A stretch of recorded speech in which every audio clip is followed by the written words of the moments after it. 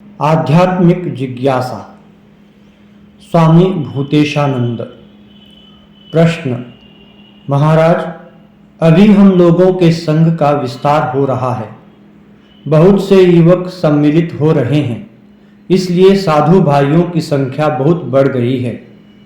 इसका परिणाम यह हो रहा है कि आप लोग जो वरिष्ठ हैं, वे प्रत्येक व्यक्ति पर पहले जैसे ध्यान नहीं दे पा रहे हैं, किंतु पहले सभी क्षेत्रों में बहुत ध्यान दिया जाता था। महाराज, नहीं, इतना मत बोलो। जितना कह रहे हो उतना नहीं है, किंतु जो लोग चाहते हैं उन पर दृष्टि रहती थी। जो लोग नहीं चाहते थे वे लोग मस्त घूमते रहते थे। महाराज, आप लोग जब संघ में आए थे और अभी जिस रूप में आप संघ को देख रहे हैं, उसमें क्या कोई परिवर्तन हुआ है? महाराज, परिवर्तन कहना कठिन है, क्योंकि हम लोग इस धारा में डूब रहे हैं। इसलिए कितनी दूर गंतव्य स्थल है या कहाँ यात्रा प्रारंभ है, यह कहना कठिन है। धारा में डूबते जा रहे हैं। महाराज, जब आप आए थे तब तो ठाकुर के कई पार्षद जीवित थे। महाराज, अरे बापू, ठाकुर जैसा दूसरा नहीं है। ठाकुर के संतानों के समान क्वचित है। ठाकुर की संतानों को छोड़ देने पर तो ऐसा ही होगा। महाराज, थोड़ा जो कुछ परिवर्तन हुआ है, इस संबंध में आप क्या कहते हैं? महाराज, परिवर्तन हुआ नहीं है, कहो कि परिवर्तन किया हूं। नहीं महाराज, आपने तो दोनों ही देखा है। अभी भी देख रहे हैं, तब भी देखे थे। आप कहिए ना, क्या परिवर्तन हुआ है? महाराज, एक परिवर्तन हुआ है। जब ध्यान धीरे धीरे गौण हो रहा है, बिल्कुल गौण हो गया है।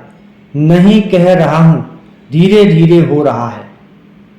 और महाराज, दूसरा है, अभी नियम कानून बढ़ रहा है। उस समय इतना नियम कानून नहीं था।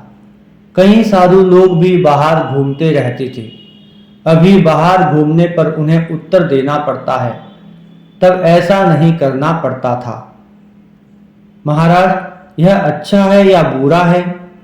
महाराज, इसका अच्छा बुरा दोनों ही पक्ष हैं। जिस उद्देश्य के लिए आना हुआ, उस उद्देश्य के संबंध में उदासीन होना, यह बुरा है। इसके बाद ठाकुर की संतानों के जैसे ज्वलंत अग्नि की ताप जिसके शरीर में लगी हो, वैसे भाग्यशाली कितने लोग हैं। हम लोगों को लगता है हम सभी ईश्वर प्राप्ति करके जाएंगे। अरे, ईश्वर प्राप्ति के लिए जो प्रस्तुति चाहिए वह हम लोगों को याद नहीं है। कितना कोड़ा मार खाकर चलेंगे, यही समस्या है। इसलिए संघर्ष अधिक हो रहा है, क्योंकि आदर्श के संबंध में सजगता कम हो गई है। यही कठिनाई है। तब भी आदर्श था, आदर्श जीवन सामने था। तब क्या सबने उस आदर्श में अनुप्राणित होकर उसी प्रकार अपने को निर्माण करने का प्रयास किया है? वैसा तो नहीं है। व्यक्ति एक ढंग से चला आ रहा है। मनुष्याणाम सहस्रेषु कश्चित् यतति सिद्धये। सिद्धि हेतु प्रयत्न करना ये कदाचित कभी कोई करता है, सभी नहीं करते। यह उसी प्राचीन काल की बात है, गीता की बात है। हम लोग अभी भी वही चाहते हैं। कहते हैं, तुम लोग जो कह रहे हो, नए सदस्यों की भर्ती सब कुछ देख सुनकर सोच समझकर करना होगा। तो इतने शुकदेव हम लोग कहाँ पाएंगे?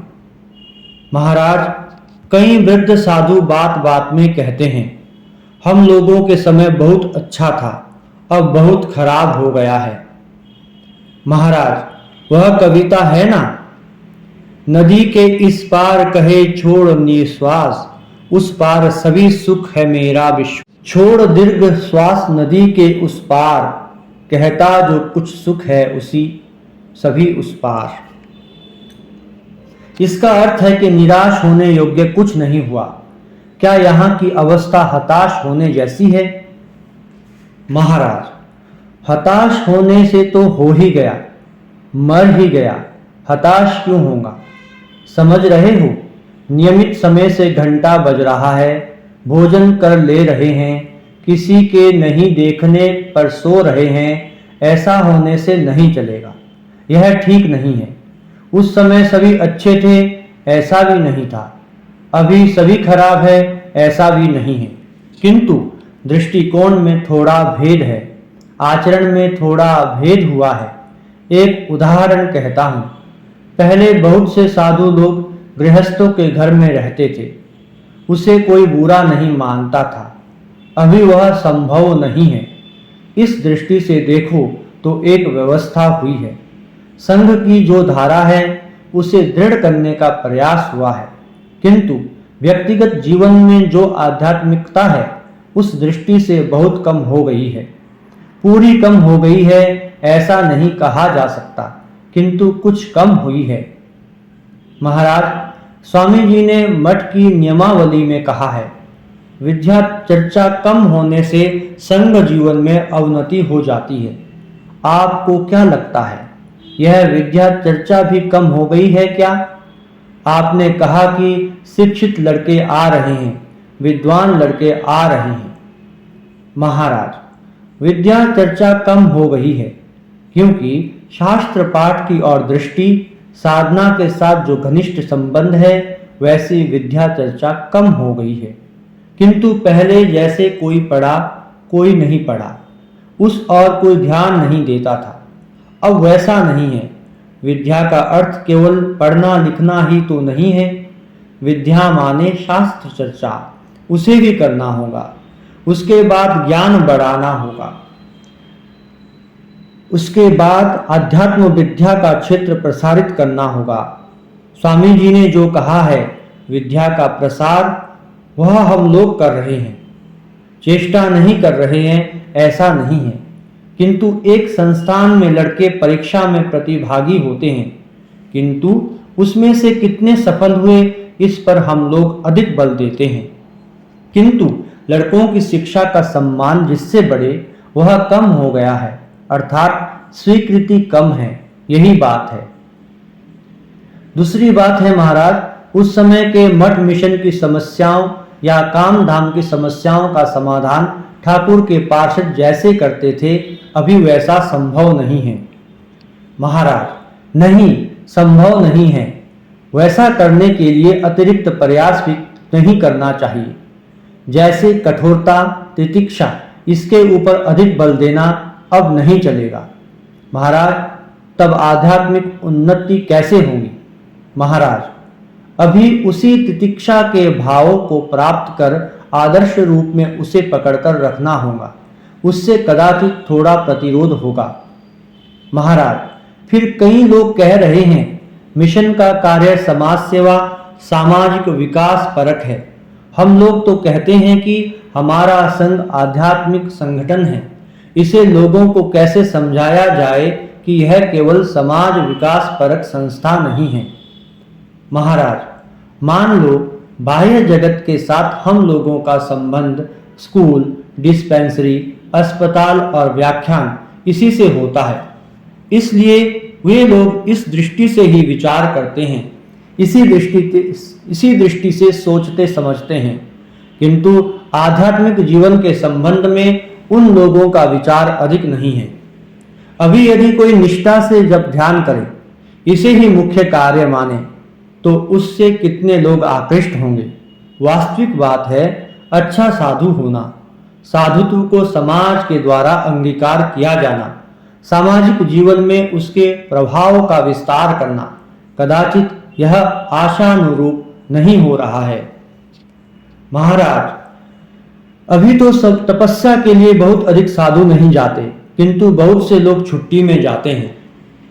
महाराज, हाँ, बहुत से साधु छुट्टी में जाते हैं। वह भी बड़े जोर से 3 महीने की छुट्टी में जाते हैं। उससे कुछ नहीं होता। जीवन में तपस्या की एक धारा चाहिए। अत्यल्प समय में वैसा कोई छाप जीवन में नहीं पड़ता। महाराज, आप लोग तो कई प्रकार के लोगों से मिले हैं। महाराज, मैं अपना उदाहरण दे रहा हूँ। मैं जब तपस्या करने गया था तब किसी ने नहीं कहा था कि 2 महीना के लिए या 6 महीने के लिए या 1 वर्ष के लिए। महापुरुष महाराज ने कह दिया था, तपस्या करो, उसके बाद आकर काम करना। उसके बाद माने किसके बाद, यह नहीं कहा था। इसके फलस्वरूप 2 वर्ष तक 2 बार बाहर तपस्या किया हूं। उस समय इसमें कोई बाधा नहीं हुई, किसी ने बाधा नहीं दी। महाराज, अभी कार्य बढ़ रहा है, कार्य का सम्मान कम हो रहा है। महाराज, हम लोगों का कार्य के साथ साथ आदर्श संबंध सजगता कम हुई है।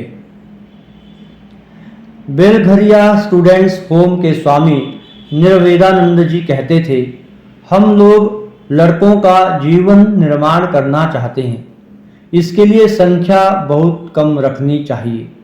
केवल 24 लड़कों की देखभाल हम लोग ठीक से कर सकते हैं। तब अन्य लोगों ने कहा कि संख्या और अधिक बढ़ानी होगी। ऐसा नहीं करने से 2 बातें होंगी। कई आवेदन कर रहे हैं और दूसरा कि संघ का कार्य बहुत छोटा रहने से लोगों की दृष्टि उस ओर नहीं जाती है।